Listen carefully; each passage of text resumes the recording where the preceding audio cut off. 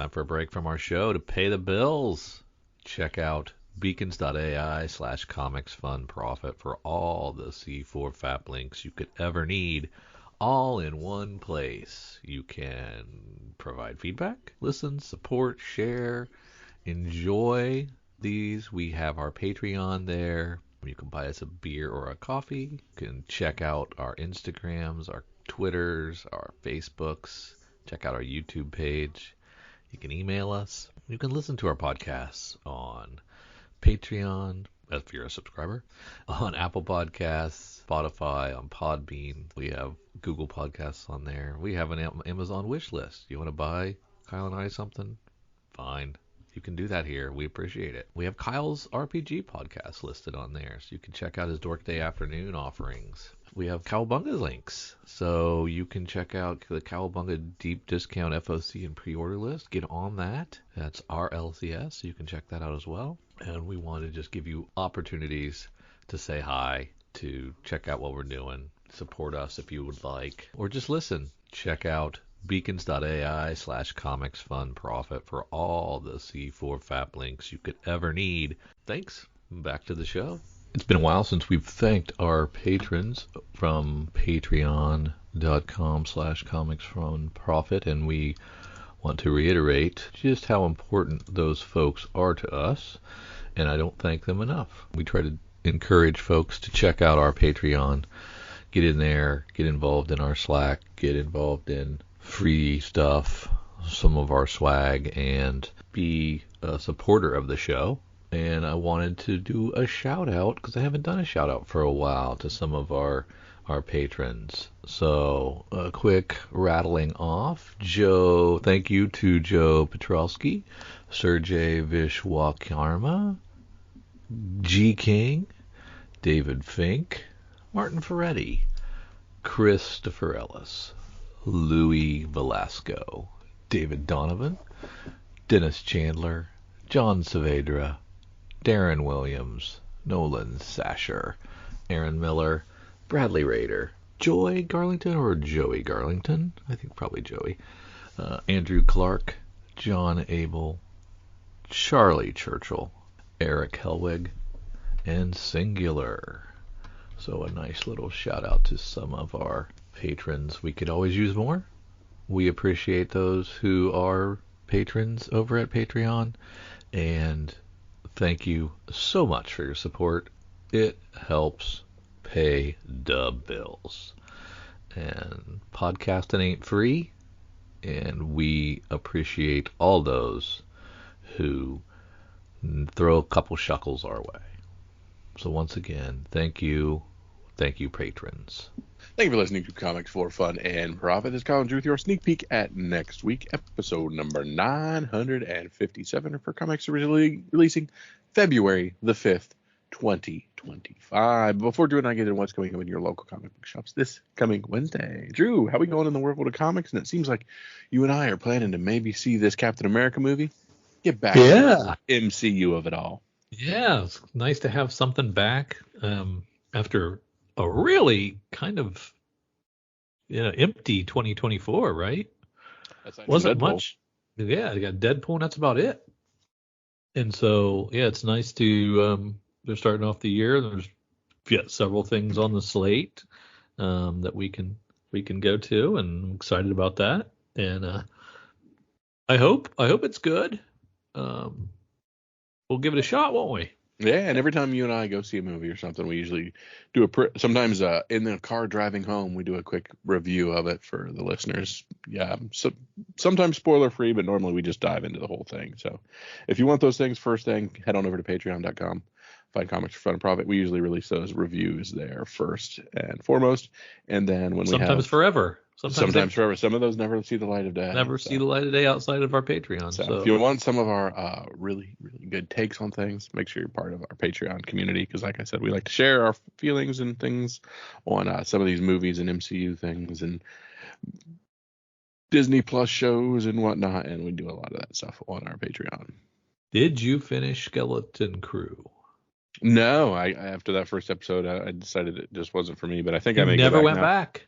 And now that like they're all there, I can do it. But Yeah. there's been fun new animes this season, so I've been playing in the anime community. Oh, okay.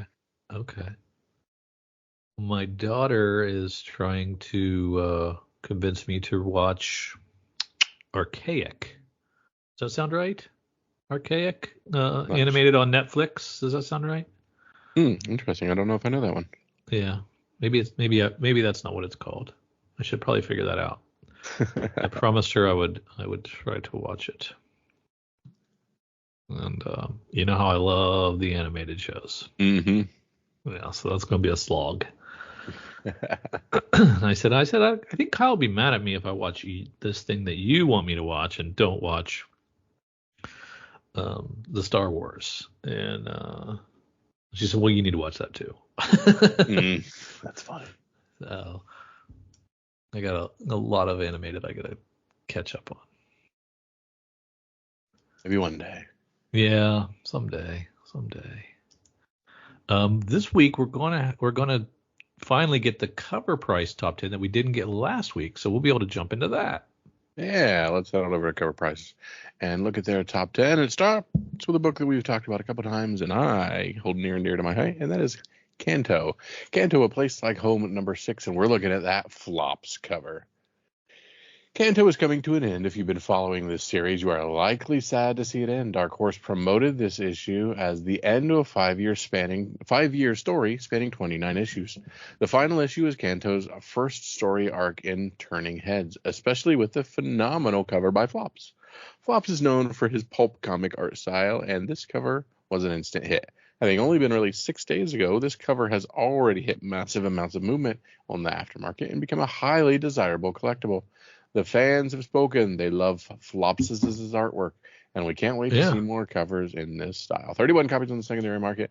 High sale of $60 for a near mint, drifting down to the current market price of $49. I mean, it's an appealing cover, but I don't know if I get the craziness over it. Yeah, that's an odd one. Maybe just the fact that it's Kanto too helps. Mm-hmm.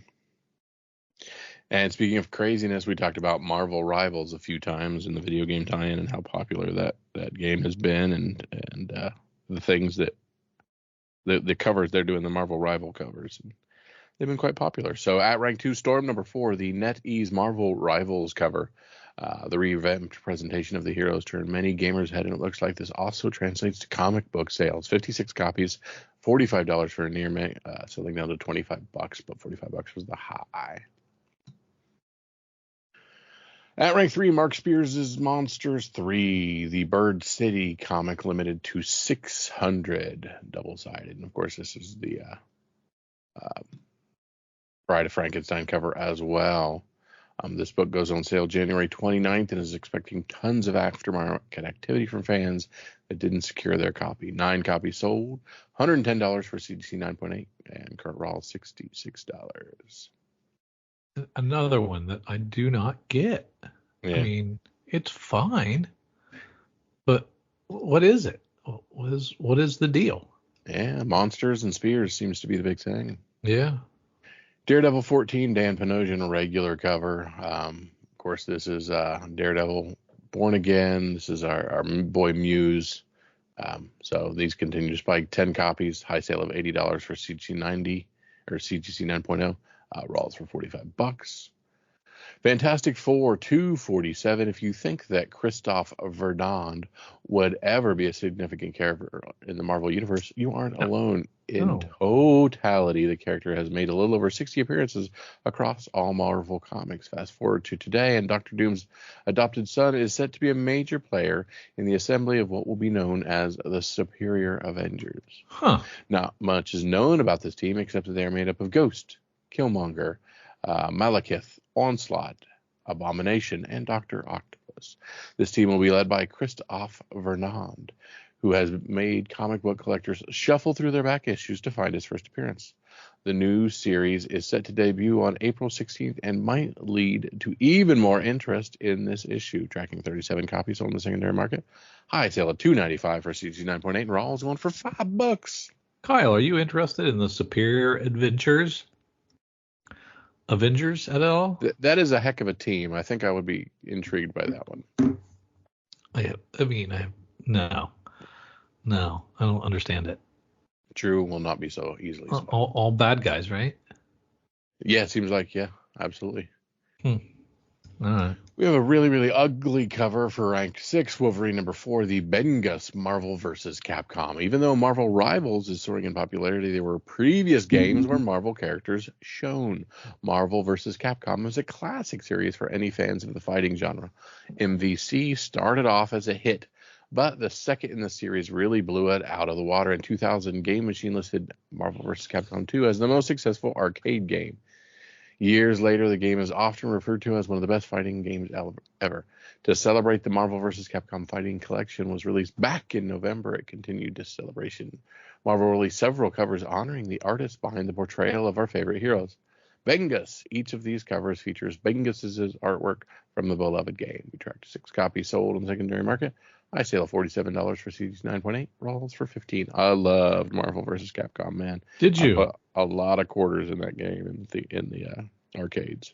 Really? Yeah, it was fun.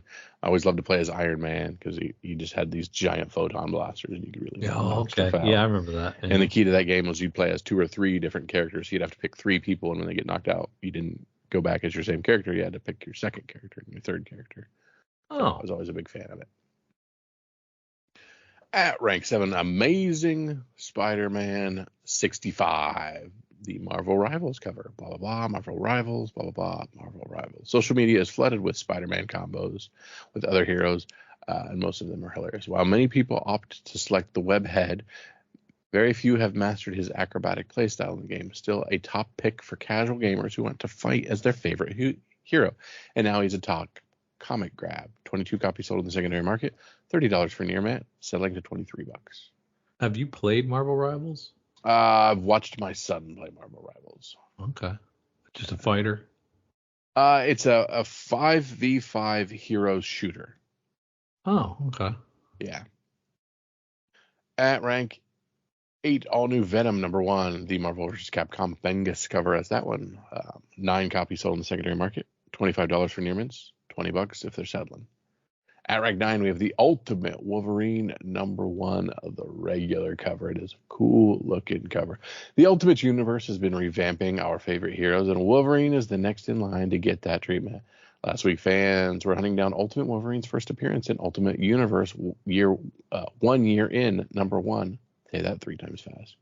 This week, fans are looking for his first full appearance, and that starts in this Ultimate Solo series. The book was just released a few days ago, and like all the other Ultimate books, cover A is the highest trending cover.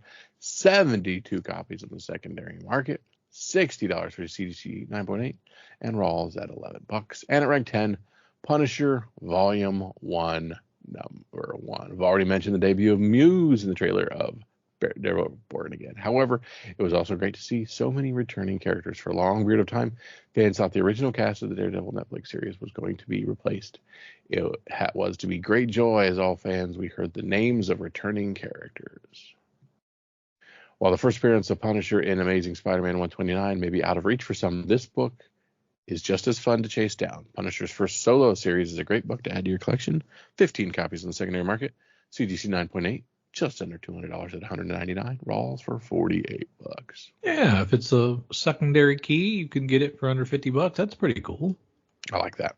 Yeah, I do too. Rank 11, we have Daredevil 11. Still this bouncing off of this Daredevil Born Again hype that's going on. More Muse here. This is only 15 copies of this sold. High sale of $224 for 9.8, and near mints around $77. At rank 12, we have Iron Man 150. This is a cover featuring Doom and Iron Man on the cover fighting each other. So since Robert Downey Jr. is going to play both, or has played both, or will play both, then that's where the hype's coming from. I get it. There you go. $150 for a 9.2, and near mints around $25. At rank 13, we have Magic number 1, the NetEase Marvel Rivals. This is just a Rivals book, like all the others. 20 copies of this one moved, and is selling for $35 for a near mint, which ain't too bad. At rank 14, we have the Omega Men number 3. This book is going to, because of Jason Momoa playing Lobo. I forgot, first Lobo, yeah, duh. 53 copies of the first Lobo that I'd sold too quickly. $375 for a 9.8, rolls around $100. At rank 15, we have Witchblade number 7, the Mark Silvestri homage 1 in 25, and that's an homage to Venom cover maybe of some sort. Yeah, it looks like it. I'm not sure. Yeah, I'm not really sure what that homage is to. Or a Spawn. Maybe it's a Spawn cover. I sell $55 so far. How many to sell? Sold 9. At rank 16, we have G.I. Joe number 3, the David Nakayama connecting 1 in 10. So this new G.I. Joe series from Kirkman and Company is kicking ass. And this sold 30 copies. High sale of $14 for near mint. At rank 17, we have Spectacular Spider-Man number 9. White Tiger is going to also appear in Daredevil, the Daredevil series. So this appearance sold 21 copies, and 9.8's going for $375. Raw's only $22, so a lot of room to grow there. Yeah. At rank 18, we've got the Space Usagi White Star Rising number 3, the Jennifer Meyer 1 in 10. So not often we see a Usagi Yojimbo in here, but here it is. 8 copies of this one sold. High sale of $16 for a near mint. Rank 19, yet another Mark Spears Monsters. This is the 3rd print of the Nightmare on Elm Street 1 in 20 homage. That one I was going to say. That one I knew what it was. Tracked 14 copies and a high sale of $90 for a near mint. Let me look at this one real quick and see if it's something special. Yeah, not really. Not really seeing it. And rounding out our top 20 is our old favorite Spawn number 1 from the 90s. 24 more copies of this sold. High sale of $160 for a 9.8. Raw's around $28. 8 million copies of this thing floating around, fellas. Well, no, 2 million. 2 million. But still a lot. Get them while you can, because they seem to never go away. Yeah. I got to tell you, since last week, I took the challenge, the Magic Mind Challenge, and I've been taking it multiple days in a row since then, and I like it. I like it a lot. It does help me curtail my coffee consumption in the morning. I stop at just a couple of cups and have a Magic Mind, and I'm good. I'm good for the rest of the day. Love that a lot, because I was drinking too many cups of coffee and crashing in the afternoon. So absolutely, I like that a ton. Yeah, it fits in well with our lifestyle, because you and I do a lot of keto lifestyle. We we avoid the sugar and the carbs, and I don't know about you, but for me, when I'm on that diet, sometimes I don't have the mental clarity I'd like, and I don't have the energy sometimes that I'd like.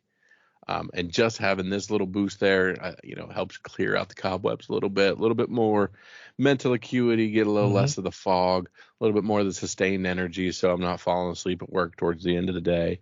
And yeah, this thing only has a couple of carbs in it, a couple things from matcha, still really healthy. The only sugar in it's from agave, very natural. So like I said, you can't, we unfortunately, with this weird little diet you and I like to do, can't always ingest things, but this thing has been very, very good and easy. And I'm through my 7-day challenge as well on it, and I like the extra sustain. I shake it up after I've had my morning routine and my morning caffeine, and just as a couple hours after that, I pop one of these beasts in there, and I know that I'm not going to have to circle back for, a noon energy drink or anything at work, that I'm going to have enough to get through the day. And that really, really, really helps. I like that. Yeah, I'm a big fan of vitamins, and it's chock full of 100% of the vitamin C and D you need for the whole day. And they call it a mental performance shot, and I think there's something to that, because I feel sharper, I feel more productive, and I'm gonna keep drinking them. I think they're pretty cool. You can drink them too. You can have some of these risk free for 100 days. So try them out. If you don't like it 100 days later, they'll refund your money. So give it a try. Go to magicmind.com/comicsfun, COMICSFUN, and you can get 40% off your first subscription, or 20% off a one-time purchase with 48%, Drew. 48%. What did I say? Off. Not, you said 40, but we're giving more. Not quite 50. 48%. 48% off your first subscription, or 20% off a one-time purchase with the code COMICS at checkout. COMICS, comics. Claim it at magicmind.com/comicsfun.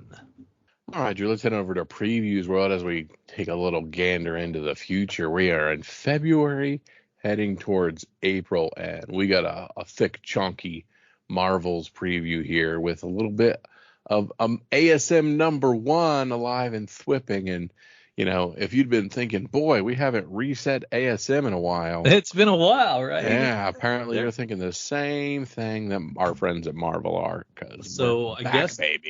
I guess those 8 deaths of Spider-Man did not take, or 9 deaths, or however many deaths we're in right now with this terrible event that's happening. I guess it's not an event, it's just a storyline. But I'm not loving it, and but I'm guessing it's a happy-ish ending, and he's not gonna die.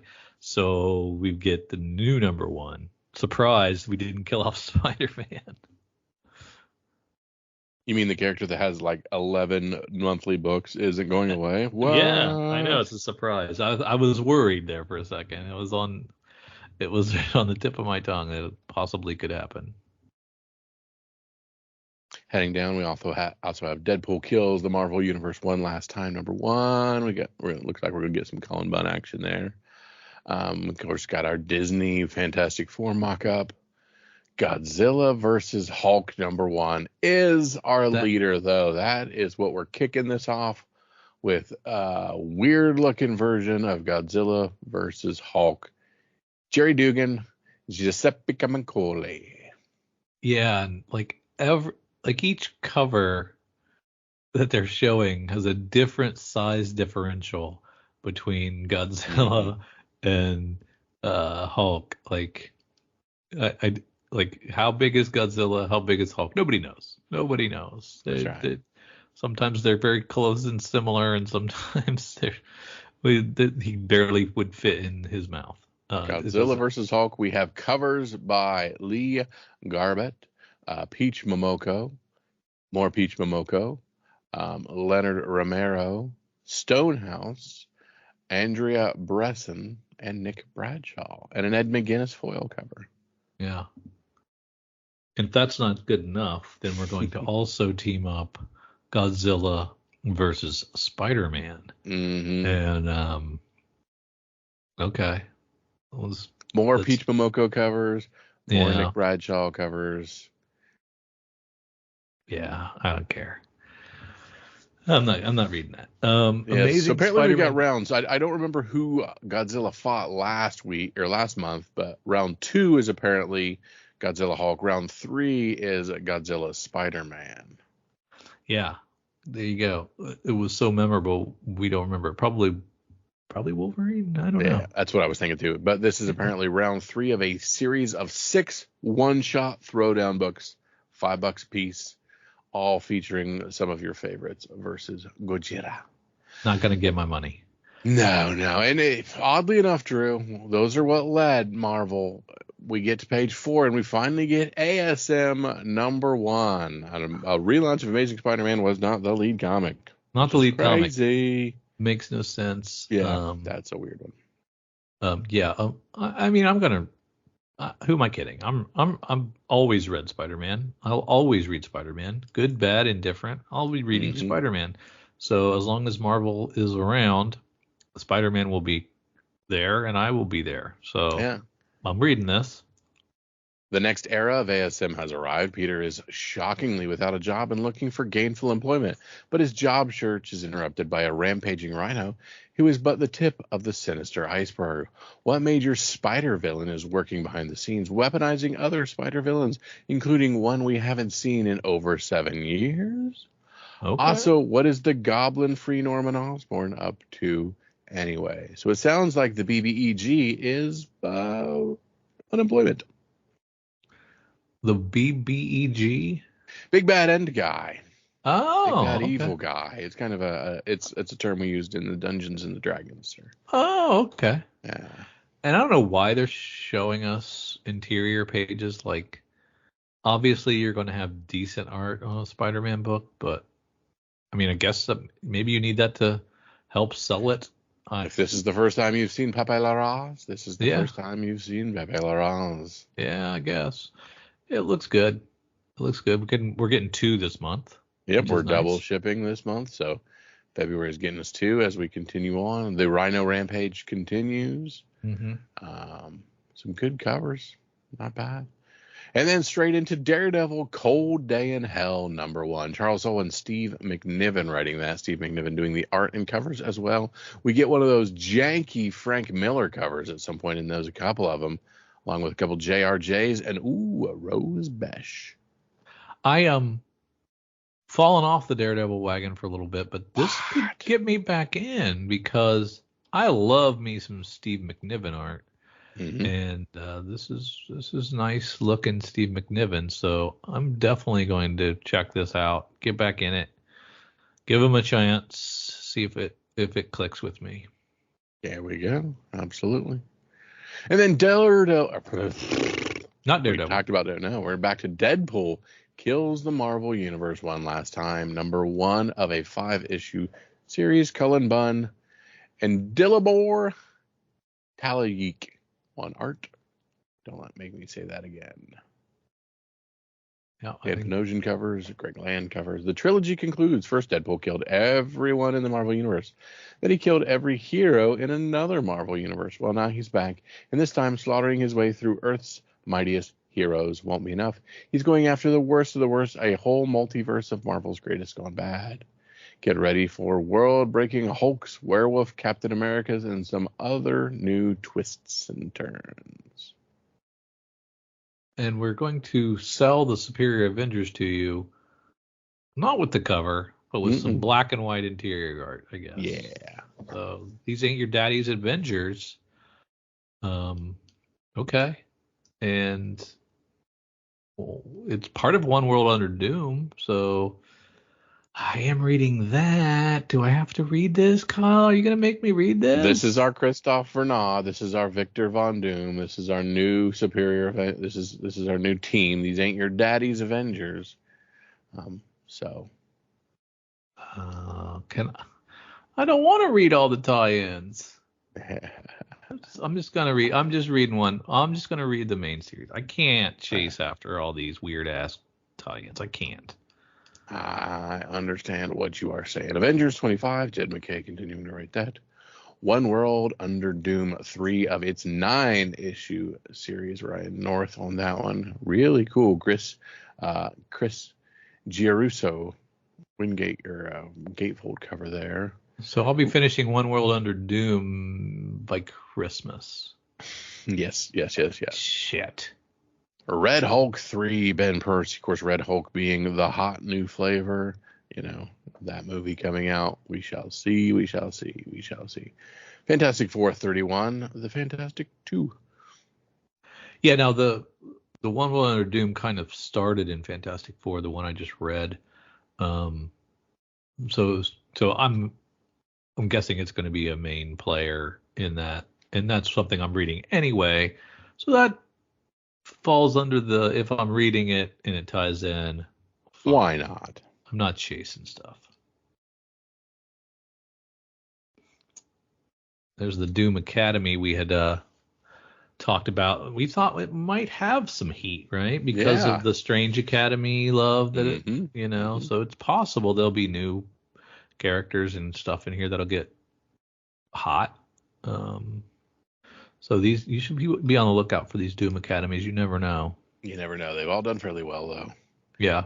Thunderbolt's Doom Strike, 3 of 5. Lightning strikes twice.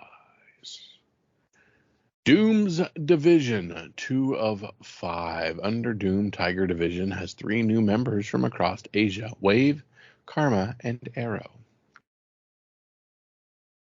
Ooh, Drew, Predator versus Spider-Man, 1 of a 4-issue series. The target is Spider-Man in Predator's grittiest series yet. One thing to say for Marvel, when they get a license Mm-hmm. property, they use the shit out of it. Yeah, so they're going to drive it into the ground. Aliens everywhere. We got Predator everywhere. We got Star Wars everywhere. So when they pick up a license, they're going to use it in a variety of ways, for good or ill. And this comic will introduce Skinner, a predator with no honor and no clan. Because all the other Predators were stand-up guys. Yeah, just misunderstood. Dude, that's crazy, though. We have, like, the Joker removed face. Yeah, I'm looking at that. That's Skinner here, so yeah. That's thus the Skinner, I guess. We're playing some games here. Yeah. Oh, snap, Drew. We found my pick of the week.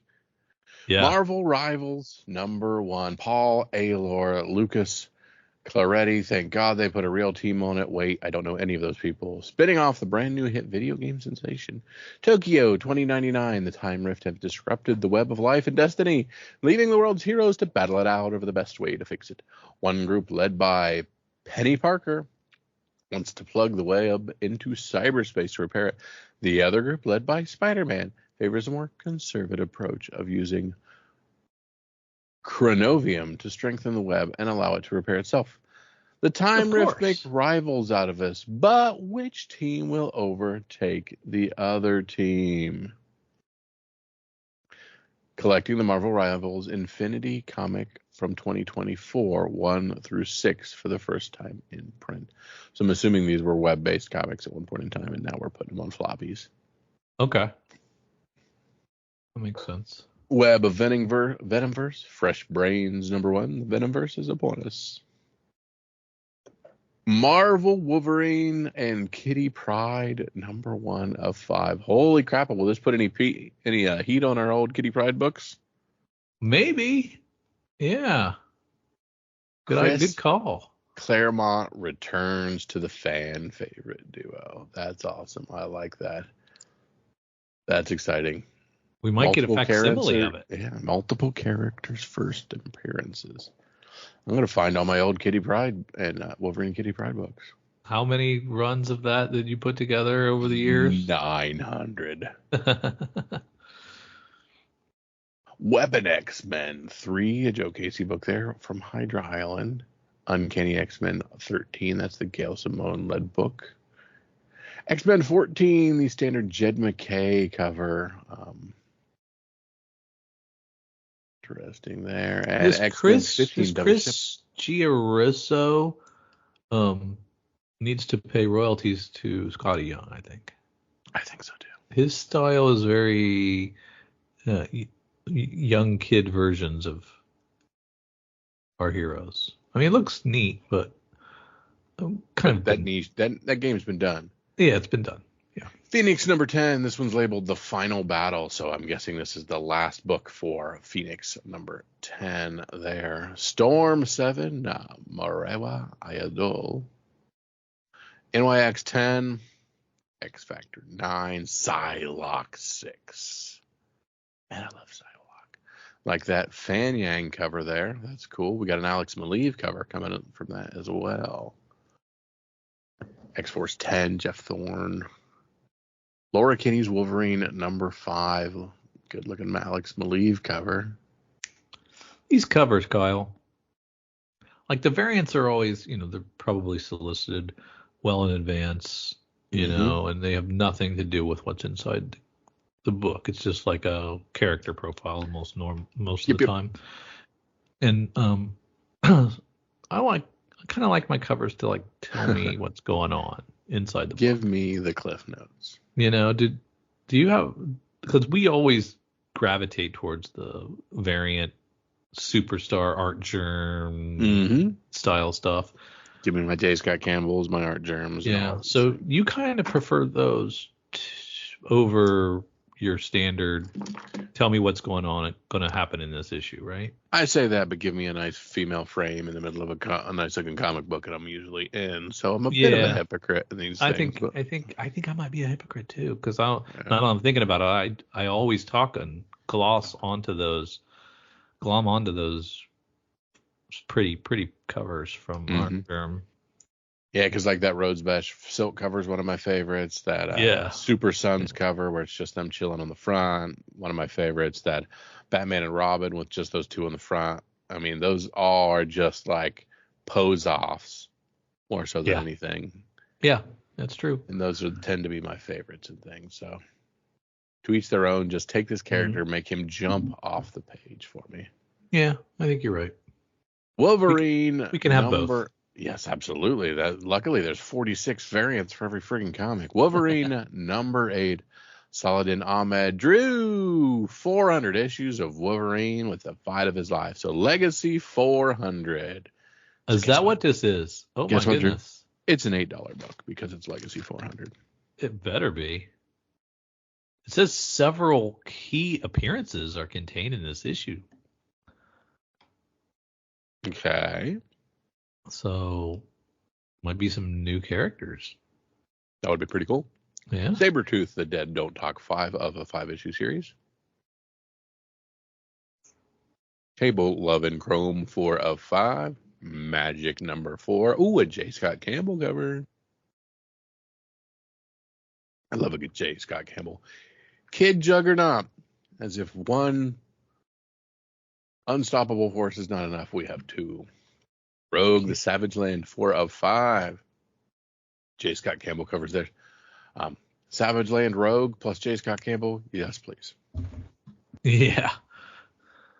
Spirit of Violence, 2 of 5. Ironheart, Bad Chemistry, number 1. John Jennings writing this. A nemesis returns, sending shockwaves through Riri's world. We're still tugging at the Ironheart series. Yeah, we're trying. They're trying to make that a thing. Ultimate Wolverine number 4. The Winter Soldier Thaws. Ultimate Black Panther 15. The new Black Panther. So it looks like we get a new suit, so that one may be worth picking up. Ultimate Spider-Man 16. The Secret Origin of Mysterio. Ultimate X-Men 14. The Shadow King returns, more powerful than ever. Peach Momoko on that. Ultimates 11. The War for Asgard. A new hero approaches. Moon Girl and Devil Dinosaur 10th anniversary special, Drew. Happy 10th birthday, Lunella. Yeah, shout out to our listener Rock for that one. He'll love that. Absolutely. It's a birthday celebration, a decade in the making, and the whole Marvel Universe is invited. But Moon Girl is bringing her own agenda to the party. What could her secret plans be? The Thing, number 2, targeted by Bullseye. Eddie Brock, Carnage, number 3. Carnage versus the Bushwhacker. All new Venom 5. This douchey-looking gold Venom. Concert of Champions. Number 1, Drew. Jason Liu, Rafael Loureiro. It is the first ever Concert of Champions, a festival bringing together Marvel Universe's biggest and brightest musical stars. Headliners include Dazzler, spinning out from her recent hit-making limited series K-pop sensation Luna Snow, interdimensional rock star Leela Cheney, and many more. And there will also be some surprising fans in attendance, including sensational Spider-Gwen. But who or what? Spider-Gwen playing a band too? Absolutely. But who or what is the mysterious new metal band Deep Void? And what are their sinister intentions? Musical mayhem is in store in the mighty Marvel manner, plus a top secret debut that you won't even realize is happening yet. Drew, I've said it many, many times before, but the best medium for a sound-based artist and singers and bands is comic books. Yeah. Okay. All right, you might have to convince me of that, but all right. Yeah. We got a shark playing drums, though, so that's all that matters. Doctor Strange of Asgard, 2 of 5. Deadpool 13, Cody Ziegler. The Road to Revenge. Shocker. We are mashing up Deadpool and Wolverine. And then we've really mashed up Deadpool Wolverine with Deadpool Wolverine 4, Ben Percy, A Time to Strife. Spider-Gwen, the Ghost Spider, number 12, Gwen Beyond. Some really cool covers here. I love the throwback cover A by Mark Brooks. And even the Cassie Nye variant cover. Very cool as well. Miles Morales, Spider-Man 32, Cody Ziegler on that one. God Against God, not in Spidey's backyard. Not in Spidey's backyard. Spectacular Spider-Man 14. Your Friendly Neighborhood Spider-Man 5 of 5 as that one winds down. Spider-Boy 18, In Slot We Trust. Werewolf by Night Red Band number 9. I think that one's losing a little bit of everything because it was pretty hot for a while. Yeah. Daredevil Unleash Hell Red Band 4 of 5. West Coast Avengers 6, Drew. Jerry Duggan Avengers Disassemble. Yeah, and there you go. There's your Marvel vs. Capcom Iron Man right there. Yeah, there we go. There we go. Power Man Timeless 3 of 5. Infinity Watch 4 of 5. Iron Man 7, the Spencer Ackerman Iron Sellout. Sam Wilson, Captain America 4 of 5. Greg Pak on writing for that. TVA 5 of 5. Oh no, the TVA is going away. And I forgot to start it. Yeah, that's okay. New Champions number 4, Origin of Gold Tiger. I almost said Gold Digger. Glad I didn't. Hell Hunters. Comic. It's a different one. Hell Hunters 5 of 5. War is Hell. Helverine 5. Mephisto versus Helverine. Moon Knight Fifths of Kanju number 7. 8-Ball finds a new crew. Drew. Who the hell is 8-Ball? And is he a Moon Knight? Yeah, he's a Moon Knight guy now. He was a bad guy from Moon Knight back in the day, and now he is one of Moon Knight's kind of midnight mission buddies. So he's got a redemption arc, and he's now a good guy. Who but it looks like, is the pool party? Yeah, it looks like he might be backsliding. Yes, will 8-Ball do the unthinkable and return to a life of crime? Yeah. To find out. Yeah. Tune in next week. Immortal Thor 22. Lots of Utgard. Incredible Hulk 24. Muscle versus Magic. Daredevil 20. I try to say good things about John Romita Jr., but that cover is crap. Yeah. It's definitely a different style. Alien Paradiso 5 of 5. Blood Runs Through Paradise. Oh, now let's get into a dozen facsimiles, Drew. Fantastic Four, number 4, facsimile edition. The Coming of the Submariner. X-Men 134, facsimile edition. I don't know why this one is special. Just an old X-Men. Yep, with the Hellfire Club. Star Wars 1977 number 1 facsimile edition. A whole new printing of something that's been printed 160 times. $5 a piece. Foil are available. Yeah, if you don't have yours or yours is beat up, get this one. Mine is a bit beat. Star Wars Legacy of Vader number 3. Star Wars Jedi Knights 2. Mark Guggenheim on that one. Yoda and Vecna Mooncrest face the tyranny of Alpha Prime. I do like some lightsaber and Yoda. Yeah. Star Wars The Rise of Skywalker adaptation 3 of 5. Star Wars The High Republic Fear of the Jedi 3 of 5. And here we get into some collected editions. This is where I fall asleep for a bit and let Drew handle this. Yeah. The Nom is one. This omnibus of how many issues? 45 of the Nom, and even has some Savage Tales. I remember the Nom fondly. I had a bunch of them. It was prevalent in quarter bins. I don't know what happened after the pandemic, if they got gobbled up or not, but Always something that has a fond place in my heart. Absolutely. Yeah. Because you just don't get war comics anymore. So this is true. Bring back Sergeant Rock. Bring back Sergeant Rock. I don't know what's going on. Well, they wouldn't be doing it in Marvel, but I get the sentiment. Would he just be like sitting behind a computer screen on a drone now if we brought back Sergeant Rock? Golly. That would be really boring. Maybe that's why he's not back. And that's why he's not back. Maybe that's why. No more war tales to tell anymore. Just good old Sergeant Rock sitting there imposing sanctions, talking about raising the price of goods. Buying $200 hammers for the Pentagon. Yes. Yeah, absolutely. Continue. He's triple dipping. He's retired 3 times and he's back. Yeah, exactly.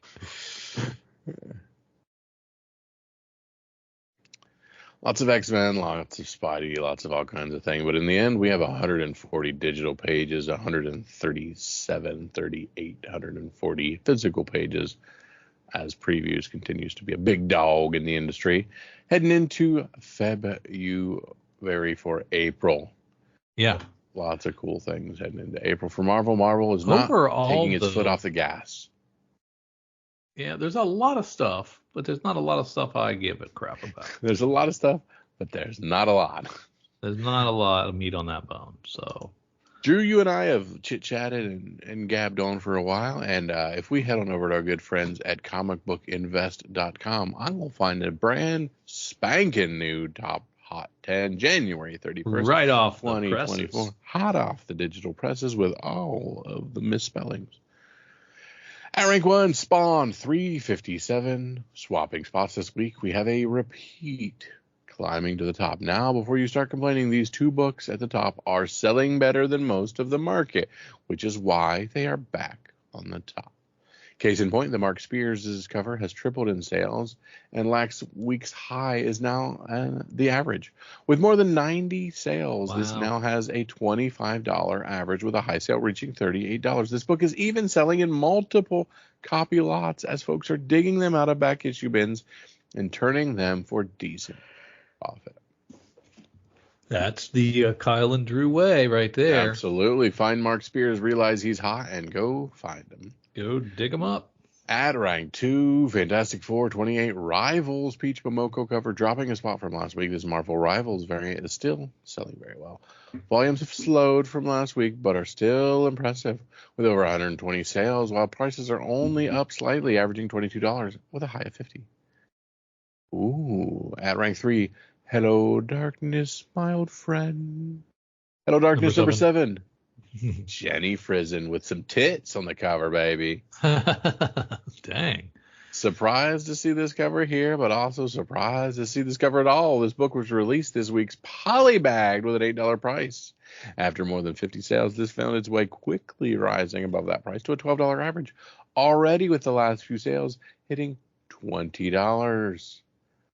FYI, I had to alter the image slightly to make it appropriate for all audiences. The cover inside the polydag, not as suitable for all audiences, Drew.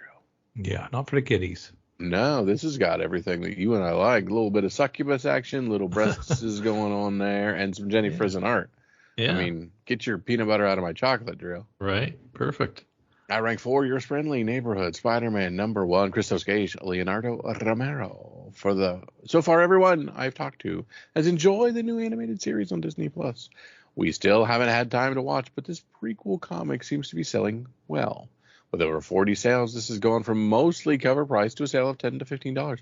We're seeing a similar pattern to X-Men 97. Too early to tell, but so far so good for this new series, it seems. Yeah, that was a pretty good issue. I didn't hate it. There you go. Hey, didn't hate it. Resounding from Drew. Yeah. At rank 5, we have Black Panther number 3, Christopher Priest, Mark Teixeira on art. So I did talk about this one already in yesterday's Dollar Bing Bragging. That is our good friends at CBSI talking, because the rumor just hit and this book can still be scooped for cheap. The cheap copies seem to have mostly cleared over the last couple dozen sales, as the average has risen to $12 and hitting a high of $22 already. This after no sales last week at all. Now, A chubby? A chubby being the villain in Black Panther 3 is only a rumor, but it's based on some solid reasoning. ASM 194 from writer Marv Wolfman with Al Migram on cover art. So some rumors that Black Cat may be a co-leader in the next Spider-Man movie. We've been hearing that for ages now. But Black Cat is also back in Amazing Spider-Man this month as well, as having recently joined the Avengers, raising her profile significantly in comics. Perhaps a combination of all of these factors that have this selling well this week with over 25 sales with a high raw grade fetching $533 at auction. Very fine type copies have typically been around $200 for context. Wow, okay. At rank 7, we have From Hell, #1, an Alan Moore book. News of a remake is in the works has driven folks back to pick up this Alan Moore classic. I personally really like the Johnny Depp adaptation, Heather Graham's questionable accent aside, but it's nice to see interest back in a classic. After basically no sales before the news, this has already had about 20 sales, with averages now around $15 to $20, with a high of 30. Sets of all 10 issues are also moving for about 50 to 60. At rank 8, Daredevil 14. Blah, blah, blah. I really liked From Hell. I enjoyed the comics, and I enjoyed the movie. I like Jack the Ripper shit. So yeah, quality. Sorry, go ahead. All around. Sorry, I moved on a little too quick and did not let you throw in your 2 cents. My apologies. My 2 cents, yeah. Sorry, I inadvertently clicked off of things, and I have completely lost everything. Well, that was Daredevil 14, which $45 for a 9.8. A 9.8 sold for $177.50. Average price is around $45. So it's Muse. Yeah, absolutely. And at rank 9, Dark Spaces Dungeon #1, Scott Snyder, Hayden Sherman. Option news that they plan to make a feature film out of this Snyder series has caused a flurry of activity around this book. Multiple variants and incentives have been selling cheap. Many cover prices, sales of more than 40 sales I've tracked so far this week, but it has also seen highs around $15. Kyle, remember when we just couldn't get enough Scott Snyder, and man, I wish he'd do more stuff. I'm still of that.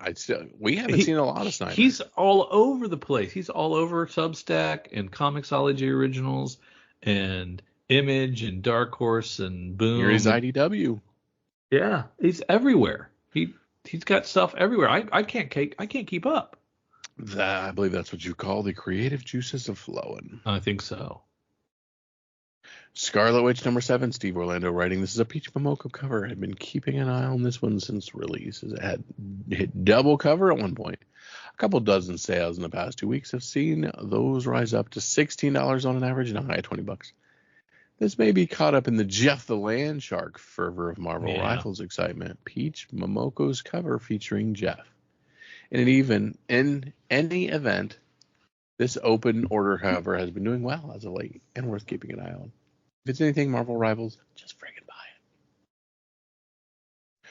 And notable sales, we have an ASM 238. A lot of new high watermarks were hit this week as a series of auctions over at Heritage. This one stands out as an all-time high CGC 9.9 sale of this book for $31,200, considering the last 9.9 reportedly sold back in 2004 for $2,700. That's one heck of an intro. Drew, what do you think about 9.9s? Big fan. They're totally legitimate. Yeah. Green Lantern 59. This one sold like another 9.9, but it wasn't. This was a CGC 9.8 sale for the first Guy Gardner, and it hit a crazy new all-time high, reaching $30,000. Yes, this comic accurate hair looks pretty silly on screen in the Superman trailer, but that hasn't stopped this book from selling for only $9,000 for a 9.8 back in 2023 for a Pacifica Coast pedigree book. So far, that tripling in value in 2 years is quite the feat. All right, Drew. We slogged through the back markets and what's going on in the secondary markets. We've looked at the future with previews and all kinds of fun stuff. But here is what we want to talk about. We want to talk about your sneak peek at next week, Drew. I'm going to head over to lunardistributions.com. I'm going to drag you with me because it seems like Lunar Distributions is the future. And we'll see this week that a majority of our Image comics are here and will not be featured on Previews World. So just keep up. But we're going to start with a few DC comics and Absolute Superman #4. Yeah, some great quality covers there. I really like that Batgirl 4, Sozo Miyake. Sozo Miyake, yeah. You are good at what you do. Yeah. And Batman 157s, those all look lovely. Mm-hmm. Even a Mitch Jarrett's. That's great. Tony S. Daniel to Jorge Jimenez. Birds of Prey's giving us some great covers, too, as always. No time like February to put out Batman The Long Halloween #1. No, yep, perfect. It's perfect timing. Well done. Well done, DC. Dust to Dust #1 going to a second printing. That's from our good friends at Image. That is the J.G. Jones Phil Bram book. Oh, that's right. Okay. Sweeney Boo makes an appearance on JSA #4. Juvenile's back with its issue 3.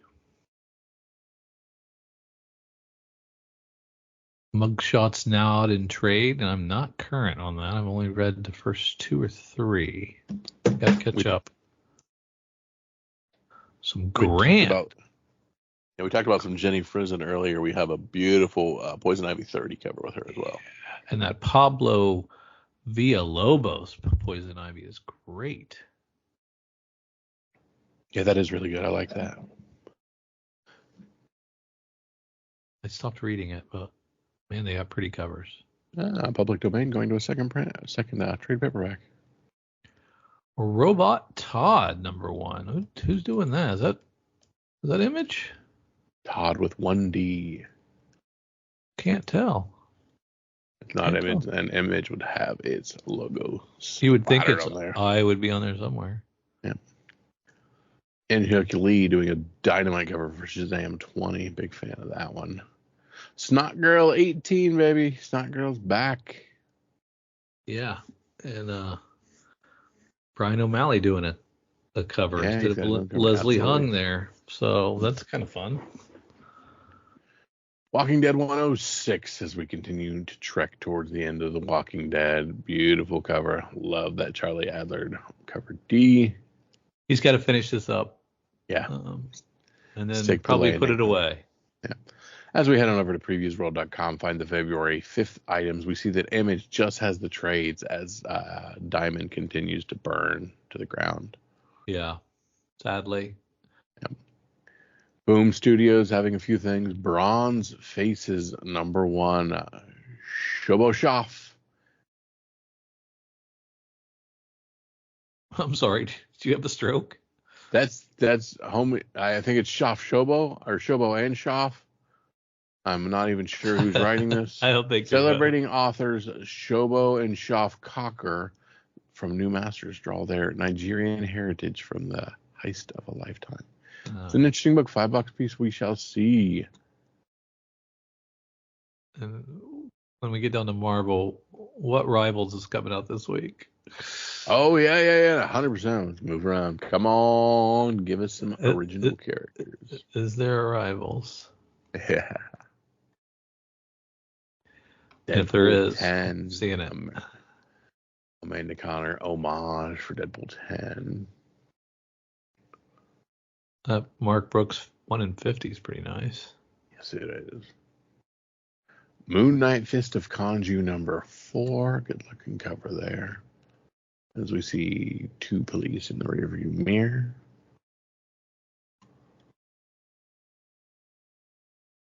Ooh, we got Star Wars New Legacy. And this is celebrates 10 years of Marvel Star Wars comics with all new stories. Darth Vader, Grand Moff Tarkin, Darth Maulman, Doc Dr. Afra, Lance, Chaneth Chaw, Rick Duel, Commander Zara, and the Taggies. All new stories, so these are not repeats, and it's got our good friends BT and 000 in here. If you'll see, we got our murder droids on it. So big gasp fan. at a perilous game between 000 BT1 and Kirstoff and our Black Wookiee. So Yeah, some of my fan. favorite characters in this book. So that they stuck everybody in there. I like it. Stick to the hits, homie. Our action figure variant for Star Wars Ewoks is our good boy Logray, one of my personal favorite Ewoks. How do you know one from another? Yeah, A, the name's on the thing, and B, I do know who Logray is. Star Wars Legacy of Vader, #1, the EM Gist cover is nice. But, boy, the just standard cover A. Darth Vader's shadow extends into the rise of the First Order. The reign of Supreme Leader Kylo Ren begins. Kylo's dark obsession leads him to Mustafar. What secrets does Fortress Vader hold for the young tyrant, and what faces from the past will guide him on his quest? I love that because I love Mustafar. So this shall be interesting. This is, of course, where he's probably going to find Vader's burnt mask that we see in that series. So looking forward to this various years. Definitely like this Jedi Knights sneak preview variant. Big fan of that cover on those. Storm Life Dream #1. Olivia Coipel on a cover. Regular Life Dream is a Tareen Clark cover. Good old Storm. Nothing in Dynamite for me.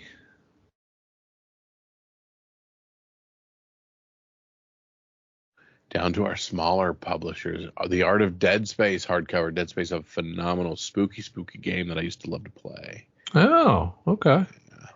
Not much into the spooky, but that did it for me.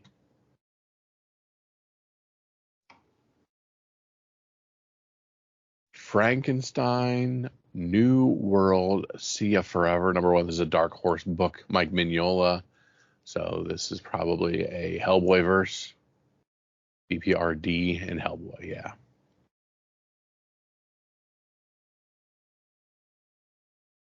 We're getting a lot of Mad Cave Studio stuff, Drew. So they're doing good work. I'm not sure about Tommy Lee Edwards. I think they found a home somewhere. I can't remember where it is. But I know it's got to be PRH or Lunar, one of the two. One of the two, yeah. Ooh, Lookers gives us a solo nude bag for three covers for $20. Good old Lunars. Lookers came out. Lookers. Masters of the Universe, Teenage Mutant Ninja Turtles of Grayskull, 3 of 5. Of course, Tim Seeley and Freddie Williams the second on this. I like these team up books where the Turtles do some cool stuff with some cool other people. So I like it. I'm happy about it. Dark Horse, keep doing your thing. Yeah, you got to. Got to keep on trucking. Mad Cave's Missing the Moon, #2 issue. Robot Todd was Floating World Comics. There we go. I got to the bottom of it. Yeah, it's Farel Dalrymple doing writing, art, chores. It's, robot companion type of book. Robots might be fun. Go ahead. We have Ripperland, #1 from Dark Horse. Steve Orlando, and then Alessandro Oliveri on the art. And it's a future 2188 year Jack the Ripper story. It's a steampunk version. I guess, yeah. So I don't know if I'm going to love that as much. Yeah, we missed this Keenstock book, Slaughter Otter, #1. Slaughter Otter. Slaughter Otter, baby. I went right past the Slaughter Otter. How does one miss a Slaughter Otter? Sonic the Hedgehog 76. Star Wars High Republic from Dark Horse, Echoes of Fear 4. Star Trek Defiant 23. Star Wars High Republic Adventures Phase 3 14. Teenage Mutant Ninja Turtles 2024 number 6. Very cool Eastman cover.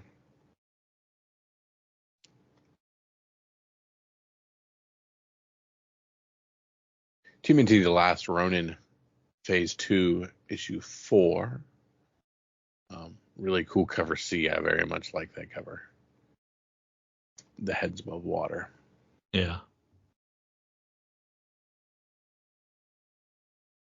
That is pretty much the end for me. Drew, this is one of the podcasts where I ask for a sneak peek at next week. Pick of the week. What is your lead pipe walk to? Be the book that we need to have, see, and figure out. I'm going to go with Robot Todd. I like the cover a lot. I always have a little trepidation about that writer-artist doing all the chores, but sometimes, like Patrick Horvath on Beneath the Trees, it's a home run. So I'm hoping to hit the home run again. There we go. With a little Floating World Comics Robot Todd. So we got a few Star Wars books here I pulled to the top. We got the Star Wars Legacy of Vader number 1. Big fan of that one. I am a big fan of that Jedi Knights sneak preview variant. But I think Star Wars New Legacy number 1, this $7 kind of goulash of many, many stories, including our favorite characters there. Yeah. That just barely beats out that Sozo Miyake version of Batgirl cover that I like so much. So Star Wars New Legacy number 1. Cover A, right? Yes, sir. Yes, sir. Yeah, that's nice. We thank you for dragging along with Drew and myself as we rip through all the really cool sneak peek at next week and items we have as we are into February already, Drew. We are flying through this year 2025. So we thank you so much for tagging along with us. I mentioned it before, but head on over to patreon.com. Throw a couple bucks. Be part of our community. Get our reviews and all of our opinions early. Help fund all the fun things we do and help keep pushing the legacy that is Floppy Comics. We thank you so much for Drew and for myself. See you. In a world ravaged by war and chaos, a group of survivors must band together to brave the dangers of a post-apocalyptic landscape. The year is 2000, and the world has been plunged into darkness. The nuclear fires have burned out, leaving behind a wasteland of ruins and radiation. But amidst the rubble and despair, a glimmer of hope still remains. Join Dork Day Afternoon as they face off against marauding gangs, enemy soldiers, and even the harsh elements themselves in the world of Twilight 2000. Will our heroes survive the challenges ahead? Can they keep their own humanity intact? Or will they succumb to the harsh realities of life after the end of the world? 2 Past Midnight, an actual play podcast by Dork Day Afternoon.